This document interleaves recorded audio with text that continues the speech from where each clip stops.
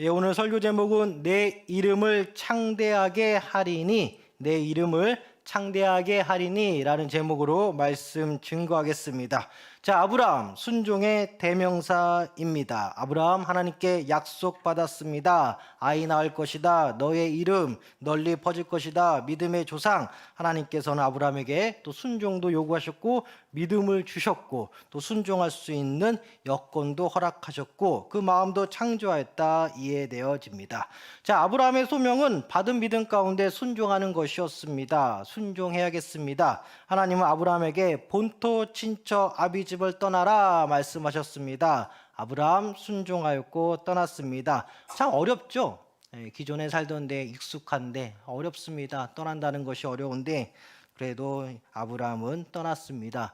떠날 수 있었던 이유는 이제 육신의 부모님이 죽었습니다. 그래서 좀 홀가분하게 떠날 수 있는 순종의 여건 되었습니다.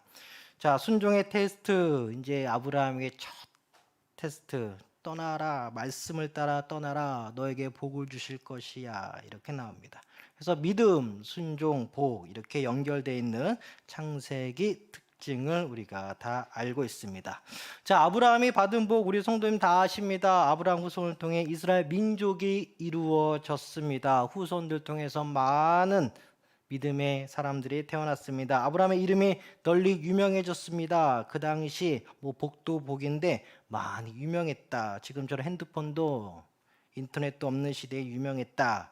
자, 이 믿음의 조상 입에 오르락 내리락합니다. 아브라함, 예수님께서 언급하신 그 아브라함 이름입니다.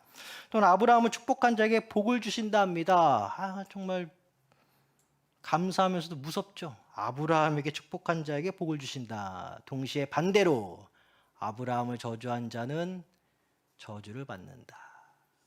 자, 우리가 믿음으로 삽니다. 믿음으로 사는 사람들의 특징, 누군가 우리에게 축복해주면 그 사람은 잘 될지어다. 근데 누군가 우리들에게 아픔을 주면 거기에 대해 항상 보응이 있을 것이다. 그래서 우리는 빛과 소금의 역할도 역할이지만 세상이 우리를 때로는 두려워해요. 두려워하기 때문에 여러분들을 핍박하는 거예요. 두려워하기 때문에. 여러분들이 싫어서 그럴 수도 있겠지만 그 근저에는 믿음의 사람이 악한 영 입장에서는 두려운 거예요. 자, 아브라함이 받은 가장 큰 복 바로 하나님과 함께 하심. 축복이면 축복, 저주면 저주. 순종의 믿음 주셨다 합니다. 아브라함에게. 자, 우리 세 가지 살펴볼게요. 첫째, 옛생활과의 단절이다. 자, 아브라함은 아비집을 떠났습니다. 옛생활과의 단절을 의미합니다. 공간이 이동되었습니다. 생활터전이 이동되었습니다. 장소가 이동되었습니다. 오늘 본문 밑으로 창세기 12장 4절 이 아브라함이 여호와의 말씀을 따라갔고 롯도 그와 함께 있으며 아브라함이 하란을 떠날 때 75세였더라. 우리는 공간과 시간을 영의 시간으로 가득 채워야 합니다. 공간과 시간을 우리가 정복해야 돼요. 영의 시간으로, 영의 관점으로 정복해야 되는데 이 아브라함은 진짜 말씀을 따라 공간을 정복했습니다. 장소를 정복했습니다. 옛 생활과의 단절 뒤로 하고 다가갔습니다.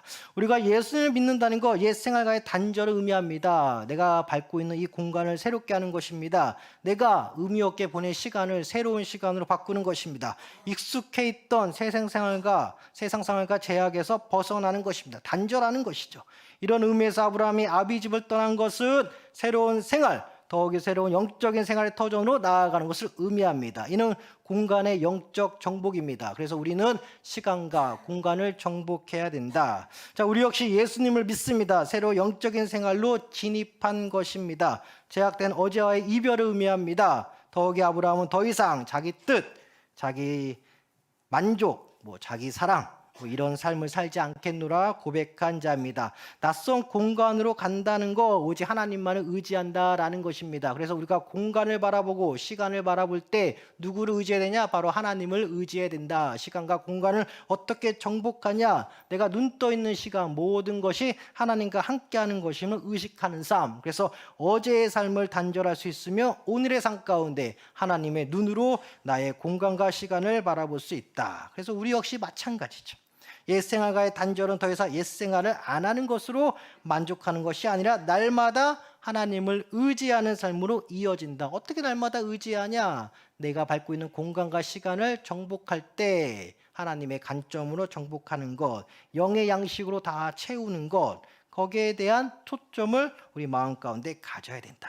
그래서 하나님을 의지한다는 것은 성령을 의지한다. 갈라디아서 5장 16절, 내가 이르노니 너희는 성령을 따라 행하라. 그리하면 육체의 욕심을 이루지 아니하리라.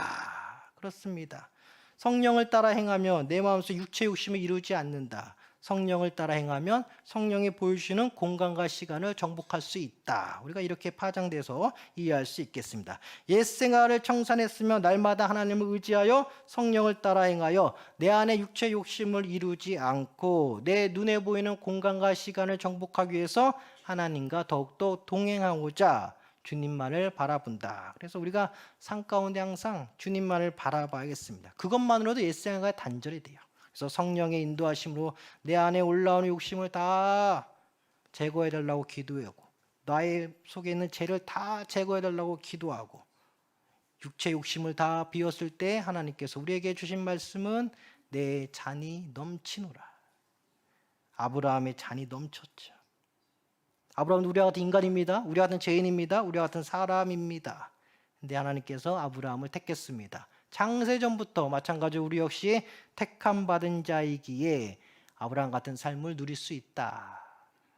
이렇게 이해되어집니다. 자, 두 번째 순종입니다. 순종. 하도 많이 들어서 지겨울 텐데 그래도 순종이에요. 성령을 따라 행하고 육체의 욕심을 이루지 않는 것.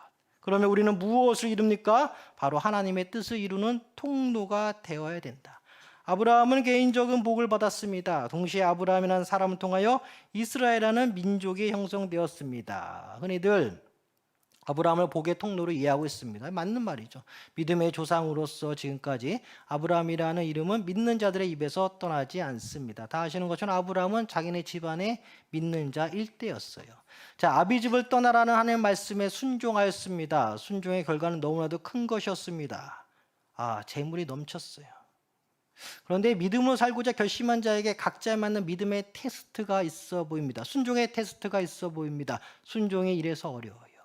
믿음만으로 순종을 다 하면 좋은데 이 순종이 이렇게 어렵습니다. 어떤 순종은 남에게 쉬워 보일 수 있으나 나에게는 어려울 때가 있다. 자, 아브라함은 철저히 하나님께 붙들린 사람, 믿음의 사람, 하나님의 복의 통로가 되는 사람인데 은혜의 복으로서 아브라함을 인도하신 삼위일체 하나님이십니다. 그래서 오늘 본문 기점으로 하나님 평생토록 아브라함 곁에 있습니다. 외부에 여러 어려움이 있었고 또 내부적 갈등이 있어도 여러 삶의 굴곡마다 주님은 해결해 주셨습니다.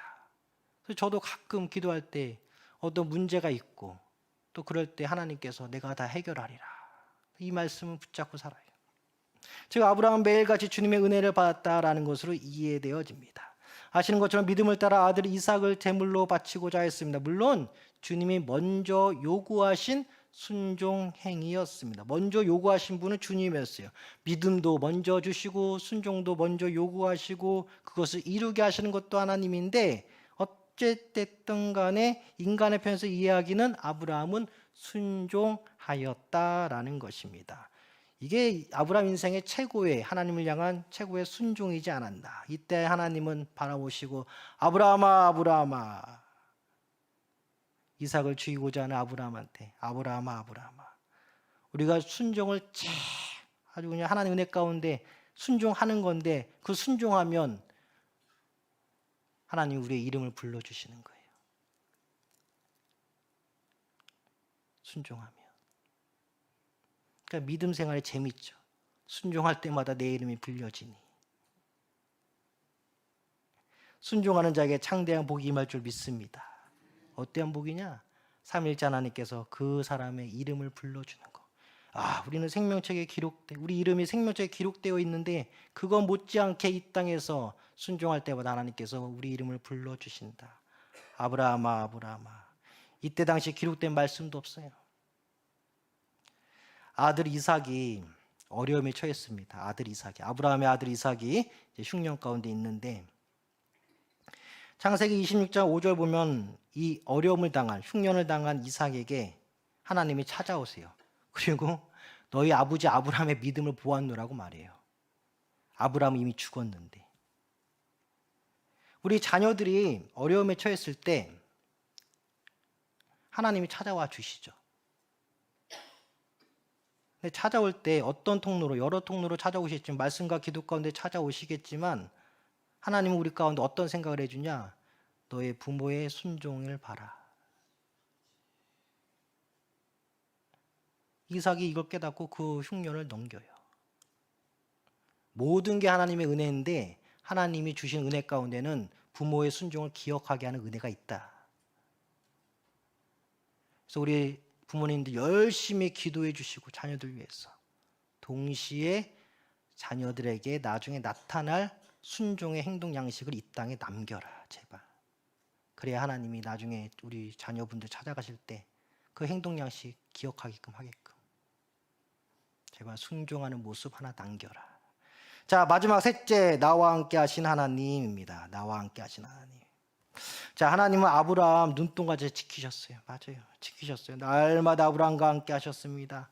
아브라함 인생 유기가 있었을 때도 항상 하나님께서 함께 하셨어요. 아브라함의 아내 사라를 취하렸던 자가 있었는데 사라가 아브라함의 아내인 것을 몰랐기에 취하려고 했는데 비록 몰라서 사라를 취하려고 했지만 하나님은 그 자 집안의 태를 잉태의 문을 닫으셨고 아브라함의 기도로 말미암아 태의 문을 다시 열리게 되었다. 이런 사건이 아브라함 인생 가운데 2번 발생하죠. 무엇을 알 수 있냐면 우리 인생 가운데 어떤 사람이 우리를 오해할 수도 있어요. 실수할 수도 있어요. 근데 그 사람이 하나님 은혜 가운데 깨달았으면 그 사람도 회개하고 우리가 그 사람을 향한 하나님의 보응, 그 죄, 뭐 저주 그런 거 우리가 좀 기도로서 막아주시면 감사한 거죠. 아브라함은 몰랐기 때문에 그 자신을 향한 실수하고자 했던 사람을 용서해 줬던 것 같습니다. 그래서 우리는 믿음으로 산다, 하나님과 함께한다. 뭐 어떻게 그걸 어떻게 표현해요? 하지만 그걸 어떻게 표현하냐? 몰라서 나에게 행했을 때 그 사람이 어려움 당했을 때 하나님께 기도하세요. 그 사람 몰라서 그랬으니 풀어주세요. 분명히 그런 경우가 있습니다. 삶을 살다 보면 몰라서 나를 오해하고 또 실수하고 그러다가 하나님께 좀 맴매 좀 맞다가 그 사람이 정말 몰라서 그랬으니 좀 풀어주세요. 이게 바로 하나님과 동행하는 자의 표식 중에 하나이지 않을까 생각되어집니다. 왜냐하면 우리 역시 남들을 오해할 때도 있었고 또 실수할 수도 있었고 반면교사 삼으면 그렇죠, 사람들? 아니에요? 그러니까 실수로 왔으면 그 실수 인정해주고 하나님 은혜 가운데 기도해줘야 된다. 그 사람 좀 풀어달라고 기도해줘야 된다. 자, 갑작스럽게 닥친 어려움 하나님께서 해결해 주셨습니다. 아브라함에게 그랬던 것처럼 우리에게도 그럴 줄 믿습니다. 그래서 정말 이제 기이한 은혜죠. 기이한 은혜예요. 정말 기이한, 아브라함에게 임한 건 기이한 은혜예요. 그래서 우리에게도 기이한 은혜가 임해야 되는데, 자, 시편 17편 7절 보니까 죽게 피하는 자들 그 일어나 치는 자들에게서 오른손을 구원하시는 주여 주의 기이한 사랑을 나타내소서. 나를 향해 치러 오는 사람들, 내가 주님께 피하면서 그에게 주님의 사랑을 좀 나타내 주세요. 이렇게 시편 기자가 고백하네요. 그래서 나를 치러 오는 자들에게 맞서 대하는 것이 아니라 하나님께 피하고 하나님 저 사람에게 주의 사랑을 보여주세요. 나타나게 해주세요. 그 사람을 좀 풀어주세요. 자유하게 이렇게 좀 기도했으면 좋겠다. 이미 시편 기자 17편 기자 7절 말씀 통하여 이렇게 기도했네요, 옛날에. 자, 시편 118편 23절. 이는 여호와께서 행하신 것이요 우리 눈에 기이한 바로다. 하나님께서 행하신 것이다. 그러니까 우리가 느껴진 거죠. 우리 눈에 참 기이하다. 하나님의 은혜가 기이하다. 가끔 저도 참 기이한 은혜가 있을 때가 있어요. 어쩔 때는 막 모든 게 막 일사천리로 막 잘 될 때가 있어요. 막 기이하다는 거죠. 마음 가운데 너무나 기이한 거예요. 중요한 것은 아브라함이 평소 주님이 이 기이한 개입을 적극적으로 생각하거나 유도하지 않았다라는 것이에요. 오늘도 주님의 기이한 그 은혜가 임할 거야. 뭐 이렇게 뭐 선하게 생각할 수도 있는데 아브라함은 평소에 그런 걸 뭐 기대하거나 유도하지 않았다는 거예요. 그냥 평소대로 주님과 동행하며 살았는데 오늘 본문의 말씀처럼 아브라함에게 크게 임하였고 또 동행해 주었고 때때로 어려울 때마다 기이한 은혜를 주셨다. 그러니까 아브라함 입장에서는 이 기이한 은혜를 때때로 받을 때마다 정말 내가 하나님의 사람인 걸 느낀다는 거죠. 우리도 이런 기이한 은혜를 받을 때마다 주님의 사람임을 끝까지 깨달아야 됩니다.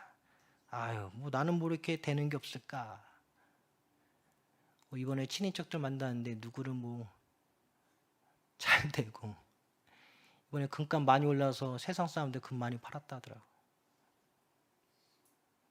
금도 많이 매입하고 또 거기서 또 가격 차이도 많이 내고.